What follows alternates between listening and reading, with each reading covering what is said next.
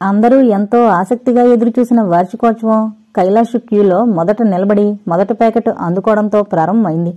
పదార్థాలన్నీ చక్కగా ప్యాక్ చేశారు. ఒక్కొక్కరికి ఒక్కో ప్లేట్ ఇచ్చారు. ప్లేట్లలో ప్యాకెట్లు పెట్టుకుని ఇష్టం వచ్చిన చోట ఇష్టమైన వారితో కూర్చుని కబుర్లు చెప్పుకుంటూ తినచ్చు. నిన్నటి వరకు అందాల బొమ్మరిల్లులా ఉన్న గార్డెన్ ఇప్పుడు ఆనందాల హరివిల్లయింది. అందరూ గుంపులు గుంపులుగా కూర్చుని మహోత్సాహంగా విందు ఆరగిస్తున్నారు.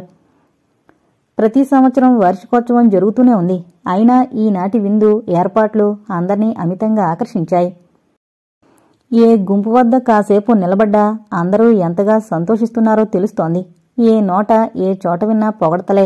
మొదట కైలాష్, తర్వాత శేఖర్ పేర్లే మారుమ్రోగుతున్నాయి. ఏదో చెప్పలేని వింత అనుభూతికి లోనైంది మాలిని. ఇంతమంది అభిమానాన్ని చూరగొన్న కైలాష్, శేఖర్ల పట్ల తను మొదట్లో వైముఖ్యం పెంచుకున్నందుకు ఇప్పుడు సిగ్గుపడుతోందామె. ఒక చేతిలో ప్లేటు పట్టుకుని తింటూ అందరి యోగక్షేమాలు విచారిస్తున్నాడు కైలాష్. ఆ గుంపులో అతడు కలిసిపోయి ఒక పనివాళ్లా కనిపిస్తున్నాడు గాని ఫ్యాక్టరీ యజమానిలా, లక్షాధికారిలా కనిపించడం లేదు. ఒక చెట్టు కింద వెంకన్న, అతని భార్య కూర్చునున్నారు. ఆమె బాబుకి పాలు కుడుపుతోంది. ఆనాడు కైలాష్ ఇంగిలి చేత్తోనే బయటకొచ్చి వెంకన్న గోడు విని ధనసహాయం చేయడమే కాక కారు కూడా పంపడం వల్లనే ఆమె ఈ ఉత్సవంలో పాల్గొనగలిగింది. ఆనాడు సమయానికి డబ్బు అందకపోయినా, కారు లేకపోయినా ఆమె ఈ లోకం నుండి నిష్క్రమించుండేది. కైలాష్ వారి వద్దకు రాగానే ఆమె సగర్వంగా బాబుని ఆయనకు చూపి మురిసిపోయింది. తవరు పెట్టిన బిచ్చబాబు, తమరి పేరే పెట్టుకున్నాం అన్నాడు వెంకన్న. శేఖర్కి ఎంత జ్ఞాపకమో గాని ఊపిరి సలపని కార్యభారంతో సతమతమవుతూ కూడా వెంకన్న భార్య కోసం ప్రత్యేకంగా పత్యం కూరలు, బాలింతలు తినే పదార్థాలను పంపాడు. ఆ విషయం గమనించి తృప్తిగా నిట్టూర్చాడు కైలాష్. శేఖర్కు కార్యభారం అప్పగించి తాను నిశ్చింతగా ఉండొచ్చు. ఆ విషయం ప్రతి నిమిషం ప్రతి పనిలోనూ రుజువవుతూనే ఉంది. అప్పుడే కైలాష్ హృదయంలో ఒక అభిప్రాయం మొలకెత్తింది. హైదరాబాదులో ప్రారంభమయ్యే స్కూటర్ ఫ్యాక్టరీకి జీఎం ఆ క్షణంలోనే అతని హృదయంలో నియమించబడ్డాడు. ఆ వార్షికోత్సవానికి అందరూ వచ్చారు, రాజేష్ తప్ప. లక్ష్మీపుత్రులు కూడా ఇలా వచ్చి కైలాష్కు ముఖం చూపించి అలా వెళ్లిపోయారు. సాయంకాలం సభకు మళ్ళా వస్తామని. ఏ సమస్యలు లేవు, అంతా సవ్యంగా జరుగుతోందని నిర్ధారించుకున్న తర్వాత కైలాష్ వచ్చి రామతారకం గారితో బాతాకాని మొదలుపెట్టాడు. తారకం గారికి మహా గర్వంగా ఉంది. తన వద్ద పెరిగిన కుర్రాడు ఇప్పుడు ఇంతమంది మన్నన పొందుతున్నాడంటే ఎవరికైనా గర్వంగానే ఉంటుంది మరి. శారదతో చకచకా కబుర్లు చెప్తున్న మందర పర్వతం లాంటి ఆండాళమ్మగారిని మొదటిసారిగా చూసిన మాలిని జన్మ ధన్యమైంది. అప్పుడే అక్కడకు సుబ్బారావు వచ్చాడు. అతనితో మాట్లాడబోయింది మాలిని. కాని భార్యను చూసి పారిపోయాడా మహానుభావుడు. హాయ్ మాలాజీ, ఏంటి బొత్తిగా నలపోసైపోయారు? మీ ఇంటికి ఎప్పుడూ తాళం వేసుంటోంది. ఎక్కడుంటున్నారు? ఏం చేస్తున్నారు? వర్షం కురిపించాడు దేవు. హఠాత్తుగా అతని తల్లి అక్కడకు ఊడిపడింది. ఆమెను చూసి దేవు లోలోనే మండిపడిపోయాడు. ఆమెను అసలు అక్కడకు రావద్దని హెచ్చరించాడు తను. ఆమె వాలకం, మాట తీరు చూసి అందరూ నవ్వరు. తనకెంత అవమానం! తన మాట కొట్టేసి తగుదనమ్మ అని ఇక్కడకు తయారైంది. ఇంటికి వెళ్ళాక దీని పని పట్టాలి అనుకున్నాడు కసిగా. ఇంకా నయం, తనతోపాటు పిల్లల్ని కూడా తీసుకురాలేదు. ఆమె మాలిని కైలాష్ కూతురుగా గుర్తించింది. అమ్మాయి గారు, మీ నాన్నకి చెప్పి ఈ అదవకి జీతం పెంచమని తల్లి, చచ్చిపోతున్నాం అని ప్రాధేయపడింది. మాలిని దేవు వైపు కొరకరా చూసింది. ఈలోగా కైలాష్ అక్కడికొచ్చాడు. ఆమె అతని కాళ్ల మీద పడింది. దేవు ముఖం తిప్పుకున్నాడు. బాబూ, మా ఎదవకే ఉద్యోగం వేసి పుణ్యం కట్టుకున్నారు. జీతం కూడా పెంచండి బాబూ. ఈ కరువు కాలంలో 400 ఏ మూలకే అంది చేతులు జోడించి. దేవు ఆడుతున్న నాటకం అర్థమైంది కైలాష్కి. ప్రతీ నెల మొదటి తేదీన ఆమె నేరుగా ఆఫీస్కొచ్చి కొడుకు జీతం తానే తీసుకునే ఏర్పాటు చేస్తానన్నాడు కైలాష్. దేవు ముఖం ముడుచుకుపోయింది. ఆమె ఆఫీస్కు రానక్కర్లేదు సార్, ఇక నుండి నేనే పూర్తి జీతం ఆమెకిచ్చేస్తా అన్నాడు. సరే, మాట తప్పావో నీ ఉద్యోగం పీకేస్తాను, జాగ్రత్త. తల్లికి కడుపు నిండా తిండి పెట్టిన కొడుకు ఉంటేనేం చేస్తేనేం. ఇలాంటి వాళ్లంటే పరమసహ్యం నాకు. రాజు ముఖం చూసి పోనీ కదా నీకు ఉద్యోగం ఇస్తే ఇదా నీ నిర్వాకం అని దులిపేశాడు కైలాష్. ఆ రాజుగారు ఎవరు బాబూ? ఎవరా? అదిగో రాజు, ఒకసారి ఇలారా. నేనే పిన్ని అని ముందుకొచ్చాడు శేఖర్. పిన్ని అన్న మాట విని ఆమెతో బాటు మాలిని, దేవు కూడా ఉలిక్కి పడ్డారు. ఎదురుగా చిరునవ్వు చిందిస్తూ ఫుల్ సూట్లో టీవీగా దర్జాగా కనిపిస్తున్న శేఖర్ వైపు ఎగాదిగా చూసి ఏడుస్తూ తల వంచుకుందామే. పాపిష్టిదాని, నీకెన్నో బాధలెట్టాను, ఇప్పుడు అనుభవిస్తున్నా. కోడలు పెళ్ళేది బాబూ అంది. మాలిని ఆమెను శారద వద్దకు తీసుకువెళ్ళింది. కన్నార్పకుండా కోడల వైపు ఒకసారి చూసి బోరుని ఏడుస్తూ ఆమె కాళ్లమీద పడింది. అత్తగారు, శారద ఎలా భావించిందో కాని ఆమె ప్రవర్తన చూస్తుంటే సానుభూతి బదులు అసహ్యం కలిగింది మాలినికి. చిన్నతనంలో శేఖర్కి తాను చేసిన అన్యాయాలన్నీ చెప్పింది. ఇప్పుడు తాను పడుతున్న బాధలన్నీ ఏకరు పెట్టింది. ఆమె చెప్పేదంతా శాంతంగా విని సానుభూతి చూపింది తప్ప అత్తగారిని తమ ఇంటికి ఆహ్వానించలేదు శారద. కలుసుందామనలేదు. ఆదర్శ గృహిణిగా కొనియాడబడే శారద ప్రవర్తన మాలినికి ఆశ్చర్యం కలిగించింది. బహుశా భర్త అనుమతి లేందే తాను స్వతంత్రించి ఇలాంటి విషయాల్లో చొరవ తీసుకోదు కాబోలు. చేతిలోని ప్లేట్లోంచి తింటూనే గుంపుల్ని తప్పించుకుంటూ శేఖర్ని వెతుక్కుంటూ వెళ్ళింది మాలిని. స్టేజ్ వద్ద ఏర్పాట్లు పర్యవేక్షిస్తున్నాడు. దేవు మీ తమ్ముడని, మీ అమ్మగారు ఈ ఊళ్ళోనే ఉంటున్నారని మీకు చాలా కాలం నుండి తెలుసు కదూ అంది. నవ్వి ఊరుకున్నాడు శేఖర్. మీరింత దుర్మార్గులని నేనెప్పుడు అనుకోలేదు అని చురక వేసింది నవ్వుతూ. ప్రశ్నిస్తున్నట్లు చూశాడు.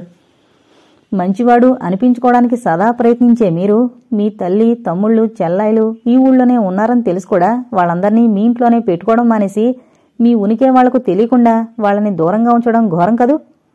మాలిని నవ్వుతూ యథాలాపంగా అడిగిన శేఖర్ హృదయంలో బాధ తోచింది.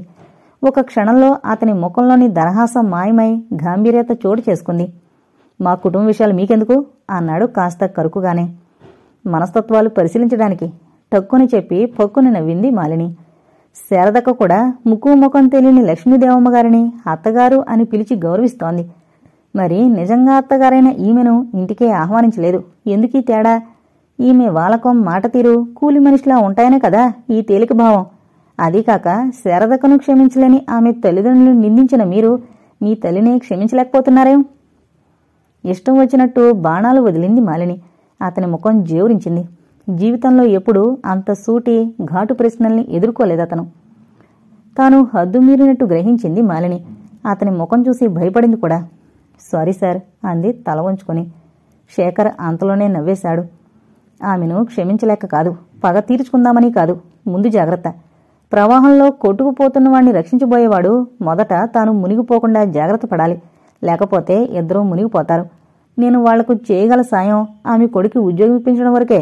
వాళ్ళని తెచ్చి నా ఇంట్లో పెట్టుకుంటే వాళ్లతో పాటు నేను కూడా సమస్యల సుడిగుండంలో మునిగిపోవడం ఖాయం. ఇక ఆ సంభాషణ ఇష్టం లేనట్టు అక్కడి నుండి వెళ్లిపోయాడు శేఖర్. తిండి ముగించి ఖాళీ ప్లేట్లు అందుకు సంబంధించిన తడికల గదిలో ఇచ్చేసి చేయి కడుక్కుంది మాలిని.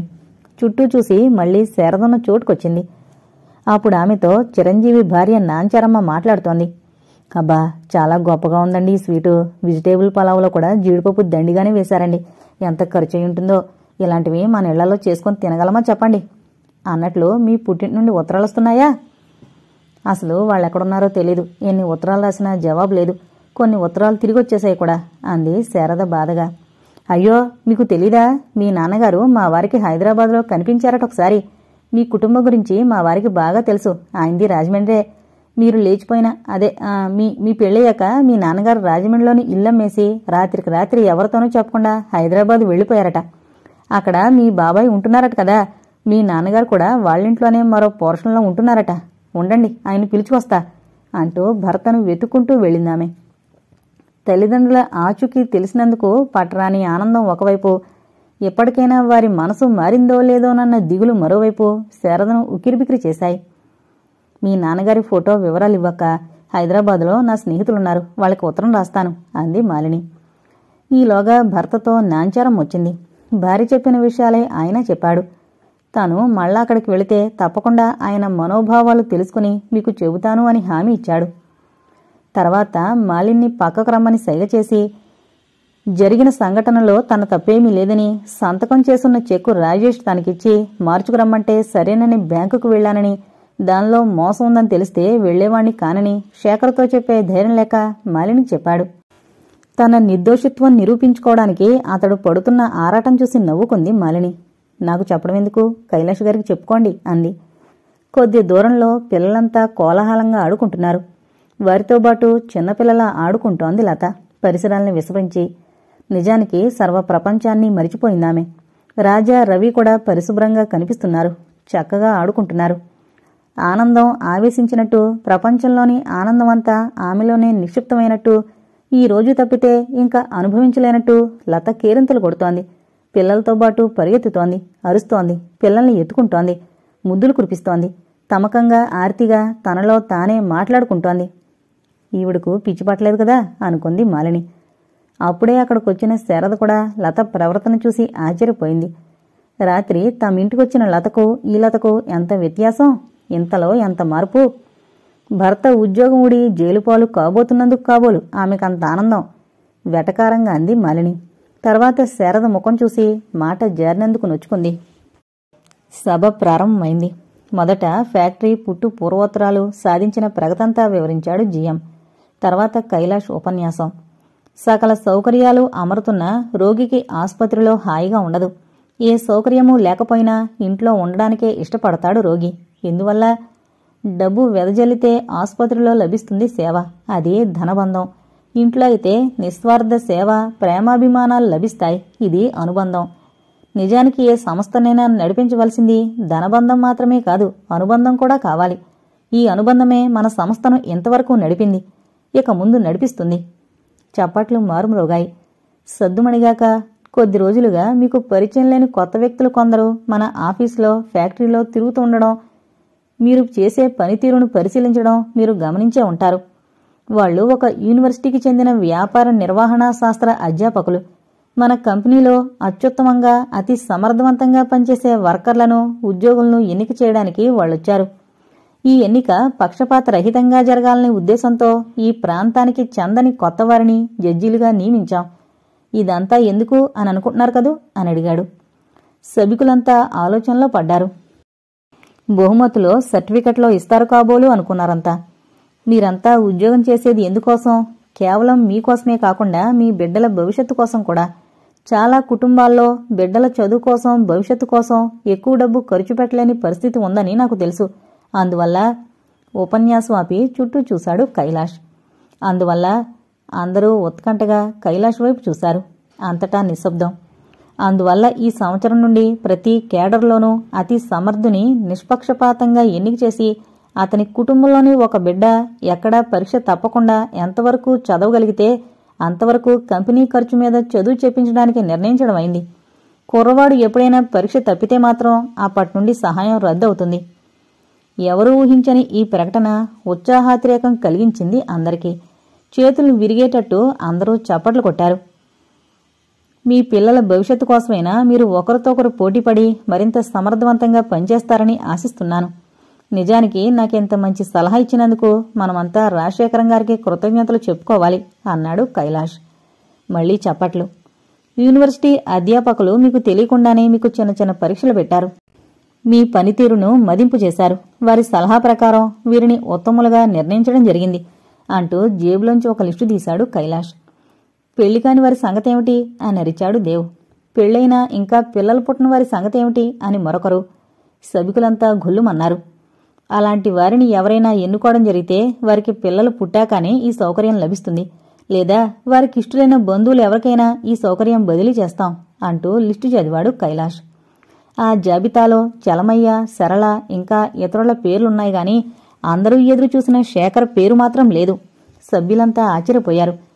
అది గమనించి చిన్నగా నవ్వుకున్నాడు కైలాష్. తర్వాత శేఖర్ను వేదిక మీదకు ఆహ్వానించాడు. ఈ పథకానికి ఊపిరిపోసి రూపకల్పన చేసినవాడు రాజశేఖరం. అందువల్ల తనను ఈ పోటీ నుండి తప్పించమని కోరాడాయన. అందువల్లనే ఆయన పేరు లిస్టులో లేదు. నిజానికి అతనికి బహుమతి ఇవ్వకపోతే అసలు ఈ పథకం యొక్క లక్ష్యం నెరవేరినట్లే. అందుకని నేను మన సంస్థ తరపున వ్యక్తిగతంగానూ అతనిని సన్మానించదలుచుకున్నాను అంటూ శేఖర్ మెడలో పూలమాల వేసి గాఢ ఆలింగనం చేసి అతని తల నిమురుతూ ఉండిపోయాడు కైలాష్. ఏదో అపూర్వ దృశ్యం చూస్తున్నట్టు కాసేపు అచేతనంగా ఉండిపోయిన సభికులు హఠాత్తుగా మేల్కొని చేతులు విరిగేటట్లు చప్పట్లు చరిచారు. భర్తకు జరుగుతున్న సన్మానాన్ని చూసి వినయ లజ్జాభారంతో తల వంచుకుంది శారద. మాలిని హృదయం ఏదో అవ్యక్త భావంతో నిండిపోయింది. తారకంగారి పరిస్థితి వర్ణనాతీతంగా ఉంది. స్వంత కుమారుల వల్ల కూడా ఆయనకింత పుత్రోత్సాహం ఎప్పుడూ కలగలేదు. బహుమతి గెలుచుకున్న విజేతలు ఒక్కొక్కరు వేదిక మీదకొచ్చి తమ కృతజ్ఞతలు చెప్పుకుంటున్నారు. చివరికి చలమయ్య వంతొచ్చింది. అతడెప్పుడు వేదికలకి ఉపన్యసించలేదు. తడబడ్డాడు. అంతా గొల్లుమన్నారు. కాని వారి నవ్వులు ఎంతో కాలం సాగలేదు. భాష చాలకపోయినా వేషం డాబుగా లేకపోయినా అతని హృదయం నుండి సూటిగా వస్తున్న భావాలు సభికులను కట్టిపడేశాయి. అజ్జచ్చా, సోదర సోదరీమణులారా, నా మీద పెద్ద బరువునెత్తేసినారు. నానేటి, నాకు బొదుగేమిటి? ఇదంతా శేఖర్ బాబు సలవా. నే చేసుకున్నోన్ని వాళ్ళు జీతం ఎత్తున్నారు, నేను పని చేస్తున్నా, అంతే సంబంధం అనుకునేవాణ్ణి. అప్పుడు నేను సేపర్ని, అంటే సీపిరిచ్చుకుని గదులు తొడవడం. అప్పుడు నాకు ఒళ్ళు వంగేది కాదు, సరిగా తుడిసేవాణ్ణి కాదు, మూలల్లో సెత్తాదుమ్ము ఉండిపోయేది. ఏ బాపు నన్ను ఏలెత్తి సోపలేదు గాని శేఖరం బాబు మాత్రం సరిగా తొడమని చెప్పారు. నాకు పౌరుషం పొడుచుకొచ్చింది. ఇంకలా తొడవాలి అని దబాయించాను. అప్పుడాయన ఏం చేశారో తెలుసా? కొట్టాలేదు, తిట్టాలేదు. ఆయనే సీపురి తీసుకుని ఇలా తొడవాలి అని తుడిసి చూపించారు. నా తల వంగిపోనాది. ఇక తిట్టడం ఎందుకు, కొట్టడం ఎందుకు? ఆ రోజు నుండి నేనిక కసడా పని చేయలేదు, జాగ్రత్తగా పని చేసుకునేవాణ్ణి. ఆ బాపు నన్ను అలా దిద్దిసినారు. అప్పటినుండి నాకు ఆ బాపు ఎంత చెబితే అంత. అంతేకాదు, నేను మా బొడ్డోని స్కూల్ బడిలో చేర్పించలేదు. శేఖర్ బాబుకు తెలిసింది. నన్ను అడిగారు, జీతం తినడానికే సాలదు బాపు, ఆన్ని ఎలా చదివించను అన్నాను. అప్పుడు ఆ బాపు మా బొడ్డోడు చదువుకోవడానికి పుస్తకాలు అయ్యి ఇచ్చి జీతం కట్టి పెద్ద బడిలో చేర్పించినారు. ఇప్పుడాడు ఇంటర్మీడియట్ చదువుతున్నాడు. ఇదంతా శేఖర్ బాబు సలవే. మరో ఘనమైన విషయం చెబుతా. నాను శేఖర్ బాబు ఇంటి నుంచి ఆఫీస్కు బోనం క్యారేజ్ తెత్తా. ఏ బాపైనా బోన్ తినేశాక మిగిలితే మాలటోలకు పడేస్తారు. కానీ మా శేఖర్ బాబు అలా కాదు. నన్ను క్యారేజీ తేగానే బోనం 2 వాటాలేసేసి నన్ను ముందు తినేమంటాడు. అంత గొప్ప మనసు ఎవరికుంటాది? అందరి ఉపన్యాసాల కన్నా చలమయ్య ఉపన్యాసమే అందరి హృదయాలను కదిలించి వేసింది. ఆనంద ఉద్వేగాలతో అప్పుడే తన కొడుకు కలెక్టర్ అయిపోయినట్టుగా పొంగిపోతూ, ఆనంద బాష్పాలు కారుచుతూ, వచ్చిరాని భాషతో అలాంటి పథకాన్ని ప్రవేశపెట్టిన శేఖర్ కైలాష్లకు పాదాభివందనం చేస్తూ కొండంత ఆనందంతో వేదిక దిగిన చలమయ్యను వర్కర్లంతా అభినందించారు. అతడు మాట్లాడుతున్నంతసేపు తారకంగారు కళ్ళు తుడుచుకుంటూనే ఉన్నారు. సభికులంతా నిశ్శబ్దంగా వింటూనే ఉన్నారు. వినోద కార్యక్రమాలతో, మళ్లీ భోజన ప్యాకెట్ల పంపకాలతో వార్షికోత్సవం దిగ్విజయంగా ముగిసింది. ఈ ఉత్సవం అందరి హృదయాల్లోనూ చెరగని ముద్ర వేసింది. అపురూపం మధుర స్మృతిలా మిగిలిపోయింది. శేఖర్ లక్ష్యం నెరవేరింది. మరునాడు కంపెనీకి సెలవు ప్రకటించారు. ఆ రాత్రి కూడా శారద గారింట్లోనే ఉండిపోయింది మాలిని. ఆ రాత్రి ఆ ఇంట్లో ఎవరూ అసలు నిద్రపోనేలేదు. సరదాగా కబుర్లు చెప్పుకుంటూ ఉండగానే తెల్లవారింది. తెల్లవారాక తారకంగారు విజయనగరం వెళ్లడానికి తొందరపడ్డారు. ఆ రోజుకు ఆగిపోవలసిందిగా శారద వాళ్లను ఎంతగానో బ్రతిమిలాడింది. వ్యవహారాలు తెముల్చుకుని తిరుగు ప్రయాణంలో తప్పక 2-3 రోజులు మీ ఇంట్లో ఉంటాం అని హామీ ఇచ్చి విజయనగరం వెళ్లారు తారకం దంపతులు. వెళ్లే ముందు ఇద్దరికీ పాదాభివందనం చేసింది తారకం. లక్ష్మీదేవమ్మ ఆమెను హృదయానికి హత్తుకుంటే తారకంగారు శేఖర్ భుజం తట్టి, నిన్ను చూసి గర్విస్తున్నానోయ్ అన్నారు మురిసిపోతూ. శేఖర్ సిగ్గుపడ్డాడు. నేను మీరు నాటిన మొక్కను సార్. నా చుట్టూ ఉన్న కొంతమందికైనా నా చేతనైనా సాయం చేసి మీ రుణం తీర్చుకోవాలని నా అభిలాష అన్నాడు. మురిపెంగా అతని ముఖంలోకి చూసి గాఢంగా కౌలించుకున్నారు తారకంగారు. మరింత సిగ్గుపడిపోయాడు శేఖర్. వాళ్లటు వెళ్లగానే శేఖర్, మాలిని కైలాష్ గారింటికి వెళ్లారు. మాలిని ఆ ఇంట్లో అడుగు పెట్టగానే అప్పుడే ఎవరో పక్క గదిలోకి పారిపోయినట్లు అనిపించింది ఆమెకు. ఆనాటి గెస్టు జ్ఞాపకం వచ్చి ఆమె గుండె జల్లుమంది. ముఖం కళ తప్పింది. ఒక క్షణం ఆగిపోయింది. కాని అదేమీ పట్టించుకోలేదు శేఖర్. చకచక కైలాషుండే గదివైపు నడుస్తున్నాడు. మాలిని పక్క గదిలోకి వెళ్లి చూసింది. కాని ఎవరూ కనిపించలేదు. మిగిలిన గదులు కూడా చూడాలనిపించింది గాని సోదా చేయడం సభ్యతగా ఉండదని తను కూడా కైలాష్ గదికి వెళ్ళింది. వార్షికోత్సవం దిగ్విజయంగా జరిగినందుకు చాలా సంతోషంగా ఉన్నాడు కైలాష్. ఇదే తగిన సమయం అనుకుని రాజేష్ ప్రసక్తి తెచ్చాడు శేఖర్. అతనిని సస్పెండ్ చేస్తూ ఇప్పుడే ఆర్డర్ వేశాను. అతని దోషం నిరూపణయ్యాక ఉద్యోగం నుంచి తీసేస్తాను ఖచ్చితంగా చెప్పాడు కైలాష్. అతడు ఆ స్వరంలో మాట్లాడితే ఇక ఆ నిర్ణయాన్ని ఎవరూ మార్చలేరని అర్థం. ఆ కుటుంబం సర్వనాశనం అవుతుంది సార్. కైలాష్ ఆలోచనలో పడ్డాడు. అతని భార్య గ్రాడ్యుయేట్ కదూ, టైపు షార్ట్ హ్యాండ్ వచ్చు కదూ, ఏదో ఖాళీలో ఆమెను అపాయింట్ చేద్దాంలే. ప్రీతి పూనంలతో కాసేపు కబుర్లు చెప్పి తిరుగుముఖం పట్టారు శేఖర్, మాలిని. దారిలో గెస్టు గురించి చెప్పి అతడెవరని మరీ మరీ అడిగింది శేఖర్ని. అతడెవరో శేఖర్కి తెలుసునన్న నమ్మకం ఆమెలో బలపడింది. శేఖర్ ముఖంలోని దరహాసం మాయమైంది. చెప్పక తప్పదా అన్నట్లు చూసి, ఆయనకు నువ్వు కావాలి, నీకాయన అక్కర్లేదు, అందుకే ఈ దాగుడు మొతలు అని నవ్వేశాడు. అతడలా నవ్వితే ఇక ఆ విషయం క్లోజ్ అని అర్థం. మీరేది స్వయంగా చెప్పరు బాబూ, చిరుకోపం నటించింది మాలిని. ఇంట్లో కాసేపు విశ్రాంతి తీసుకుని సెలవు రోజైన నిన్నటి కార్యక్రమంతో బాగా అలిసిపోయున్న శేఖర్ ఆఫీసుకు వెళ్ళిపోయాడు. మరి కాసేపు కబుర్లు చెప్పుకున్నాక మాలిని కూడా వెళ్ళిపోతానంది. ఇల్లు వదిలి కొన్ని యోగాలైనట్లుంది ఆమెకు. సెలవు రోజే కదా, నీకింట్లో ఏం తోస్తుంది అంటూ ఆమె ప్రయాణాన్ని వాయిదా వేసింది శారద. ఆఫీసుకు క్యారేజ్ పంపి తాము భోజనాలు ముగించారు. అప్పుడే రాజా, రవి రిక్షా దిగి ఇంట్లో ప్రవేశించారు. తల్లి లేకుండా పిల్లలెందుకొచ్చినట్లు అని ఆశ్చర్యపోయింది శారద. అమ్మ మమ్మల్ని మీ ఇంట్లో ఉండమంది అన్నాడు రాజా. మరి అమ్మ మీతో రాలేదేం? మాతో పాటు అమ్మ కూడా రిక్షా ఎక్కింది, కానీ ఏదో మరిచిపోయి రిక్షా దిగి మళ్ళీ ఇంటికి వెళ్ళింది. మమ్మల్ని వెళుతూ ఉండమంది. శారద ముఖంలో ఆందోళన ఎక్కువైంది. అంత ఆందోళన ఎందుకు అని ఆశ్చర్యపోయింది మాలిని. శారద ఎన్ని ప్రశ్నలు వేసినా ఆ పిల్లలు ఇక ఏమీ చెప్పలేకపోయారు. ఆమె ఆందోళన అర్ధరహితంగా కనిపించింది మాలినికి. ఆమె కూడా మరో 10 నిమిషాల్లో వస్తుంది చూడు అంది ధైర్యంగా. 10 నిమిషాల్లో వచ్చే ఉద్దేశమే ఉంటే అంతవరకు ఆ రిక్షానే ఆపుంచి అందరూ కలిసి వచ్చేవారు అంది శారద. 10 నిమిషాలు గడిచాయి. పావుగంట, అరగంట. ఆఫీసు నుండి శేఖర్ వచ్చేశాడు, కానీ లత మాత్రం ఇంకా రానేలేదు. పిల్లలొచ్చేసి గంట గడిచింది. విషయమంతా విని శారదను వెంటనే లతింటికి వెళ్లమన్నాడు శేఖర్ ఆందోళనగా.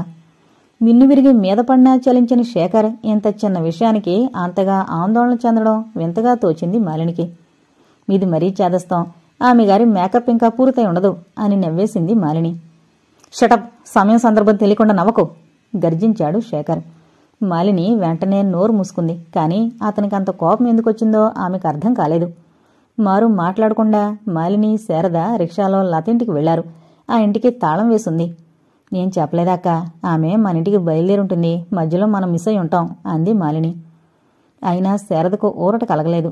నిన్న ఆమె ఉత్సాహమో ప్రవర్తన చూశాక నాకెందుకో అనుమానంగా ఉంది. రేపనేది ఇంక లేదు అన్నట్లు కనిపించింది నాకా ప్రవర్తన. అందుకే ఇంత ఆందోళన. అప్పుడే వాళ్ల వద్దకు పక్కింటావిడొచ్చింది. లత రిక్షా దిగిన తర్వాత దొడ్డిగుమ్మంలోంచి ఇంట్లోకి వెళ్లడం ఆమె చూసిందట. వీధి గుమ్మానికి తాళం వేసుంటే ఆమె దొడ్డిగుమ్మంలోంచి ఇంట్లో ఎలా ప్రవేశించినట్లు? శారద అనుమానం తీవ్రమైంది. పొరుగులాంటి నడకతో దొడ్డిగుమ్మం చేరుకుంది. కాని ఆ తలుపుకు లోపల నుండి గడియవేసుంది. ఆత్రంగా ఇంటి చుట్టూ తిరిగింది.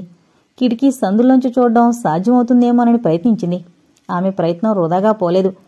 కిటికీ రెక్కొకటి తెరుచుకుంది. లోనికి చూస్తూనే కెవ్వుమంది శారద. అప్పటికే చుట్టూ ఉన్న జనాలక్కడికొచ్చారు. కిటికీలోంచి చూశారు. ఉరితాడుకు వేలాడుతోంది లత. బలంగా తలుపులు కొట్టి గడియ విరగ్గొట్టి దొడ్డిగుమ్మంలోంచి లోనికి ప్రవేశించారు అంతా. తాడు ముడివిప్పి లతను కిందకు దింపారు. ఆమెకు స్పృహ లేకపోయినా జీవనాడి బలహీనంగా కొట్టుకుంటోంది. ఉరిపోసుకుని ఎంతోసేపు కాలేదన్నమాట. దిగ్భ్రాంతిగా ఉండిపోయింది మాలిని. తాము రావడం ఒక క్షణం ఆలస్యమైంటే ఏం జరిగేది? ఆ ఆలోచన కలగ్గానే ఆమె గుండె జల్లుమంది. శారద ఆందోళన, శేఖర్ కోపము ఇప్పుడు సహేతుకంగానే కనిపిస్తున్నాయి. వాళ్ళిద్దరూ ఈ పరిస్థితిని ముందుగానే ఊహించగలిగారు. మరి తానెందుకు ఊహించలేకపోయింది? డాక్టర్ వచ్చి ప్రథమ చికిత్స చేశాడు. ప్రమాదం తప్పింది గాని ఆమెకు విశ్రాంతి చాలా అవసరమని చెప్పాడు. పరిస్థితి వివరించి పక్కింట్లోంచి కైలాష్కి ఫోన్ చేసింది శారద కారు పంపమని. కారుతో పాటు కంపెనీ డాక్టర్ వచ్చారు. ఆమెను కారులో ఎక్కిస్తున్నప్పుడు వెర్రిగా చూసి మళ్లీ మగతలోకి జారిపోయింది లత. ఆమెను తమింటికి తీసుకొచ్చింది శారద. మర్నాడు ఉదయంగాని లతకు స్పృహ రాలేదు. ఈలోగా డాక్టర్ వచ్చిపోతూనే ఉన్నాడు. చేయవలసిన చికిత్స చేస్తూనే ఉన్నాడు. స్పృహొచ్చాక చుట్టూ చూసింది లత. మంచం పక్కనే దిగులుగా నిలిచి ఉన్న రాజా, రవిలను చూడగానే ఆమె కళ్ళు కన్నీటితో నిండిపోయాయి. వారిని హృదయానికి హత్తుకోవడానికి చేయి చాచింది గాని శక్తి చాలలేదు. ఆసక్తంగా కన్నీళ్లు కారుస్తూ ఉండిపోయింది. రాజా, రవి బిక్కమొహాలతో అమ్మ కన్నీళ్లు చూశారు. వాళ్లకు కన్నీళ్లు పొంగుస్తున్నాయి. పశ్చాత్తాపం లాంటి భావం ఏదో వారి హృదయాలను కలిచివేస్తోంది. అమ్మా, నిన్నెప్పుడూ కొట్టమే, నీ మాట వింటాం, నాన్న మాట వినం, బుద్ధిగా ఉంటాం. అమ్మా, మాతో మాట్లాడమ్మా అని బావురుమన్నారు. శారద వాళ్లను ఓదార్చి బయటకు పంపేసింది. ఆఫీసుకు సెలవు పెట్టేసి మాలిని ఆ రోజు కూడా అక్కడే ఉండిపోయింది శారదకు సాయంగా. మధ్యాహ్నానికి పూర్తిగా కోలుకుంది లత. లేచి కూర్చుంది గాని బ్రతికి బయటపడినందుకు బాధపడుతున్నట్లుగా కనిపించింది. నేనెందుకు బ్రతకాలి శారద గారు? పిల్లలు నాకు కాకుండా పోయారు. ఆయన జైలు పాలు కాబోతున్నారు. ఈ పరిస్థితుల్లో ఒంటరిగా ఉండలేను. కన్నవారింటికి వెళ్లలేను. నేనెందుకు బ్రతకాలి అంది ఏడుస్తూ. పిల్లలు నీకు కాకుండా పోయారని ఎందుకు అనుకుంటున్నావమ్మా? నిన్నటి నుండి వాళ్ళు నీ పరిస్థితి చూసి ఎంత బెంగపడ్డారో నీకేం తెలుసు? నీ మాట విని బుద్ధిగా ఉంటామని ప్రమాణం కూడా చేశారు. వాళ్ళు పూర్తిగా మారిపోయారు లత అంది శారద. లత కళ్ళల్లోకి వెలుగొచ్చింది. కానీ అంతలోనే మాయమైంది. నేనెలా వాళ్ళని పోషించగలను? ఇంట్లో చిల్లి గవ్వైనా లేదు. ఎలా బ్రతకాలి? దుఃఖంతో ఆమె కంఠం పూడుకుపోయింది. మంచివాళ్లకు దేవుడెప్పుడు అన్యాయం చేయడమ్మా. నీకు ఉద్యోగం ఇవ్వడానికి కైలాష్ గారు అంగీకరించారు. నువ్వు BA టైపు షార్ట్ హ్యాండు పరీక్షలు పాస్ అవడం ఇప్పుడు పనికొచ్చాయి. లత ముఖం వెలిగిపోయింది. శారద చేతిని ఆర్తిగా లాక్కుని ముద్దు పెట్టుకుంది. దేవుడున్నాడో లేదో నాకు తెలియదు గాని నా పాలిట మీరే దేవతామూర్తి అంది. ఆమె స్వరంలో దాచినా దాగని ఆనందం, ఉత్సాహం. అమ్మ స్వరం వినగానే పరిగెత్తుకొచ్చారు రాజా రవి. ఏడుస్తూ అమ్మను కౌగిలించుకున్నారు. శక్తినంతా కూడదీసుకుని వారిని హృదయానికి హత్తుకుంది లత. నేను చచ్చిపోను బాబు, మీకోసం బ్రతుకుంటా, ఉద్యోగం చేస్తా, మిమ్మల్ని పోషిస్తా, తీర్చిదిద్దుకుంటా అంది ఆర్తిగా. ఆమె ముఖంలోకి క్రమంగా జీవకళొచ్చింది. సంతోషం ఆమెకు ఎక్కడలేని శక్తిని ఇచ్చింది కాబోలు. మంచం మీద నుండి లేచింది. శారద వారిస్తున్నా, మాలిని సాయంగా వస్తానన్నా వినకుండా బాత్రూంకి వెళ్లి మొహం కడుక్కునొచ్చింది. తన చీర జాకెట్టు ఇచ్చింది శారద. చీర మార్చుకుని బొట్టు పెట్టుకుంది. ఒక రోజు క్రితం ఆత్మహత్యకు పాల్పడిన వ్యక్తిలా లేదు ఆమె ఇప్పుడు.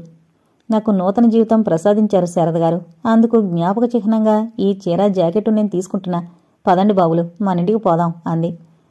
రాత్రి భోజనం చేసి రేపు ఉదయం వెళ్లొచ్చని శారద ఎంతగా చెప్పినా వినలేదు లత. భయపడకండి శారద గారు, నేను మళ్లీ ఆత్మహత్యకు పాల్పడనులేండి అంటూ పిల్లల్ని తీసుకుని వెళ్ళిపోయిందామె. ఆమె అటు వెళ్లగానే నేను వెళతానని బయలుదేరింది మాలిని.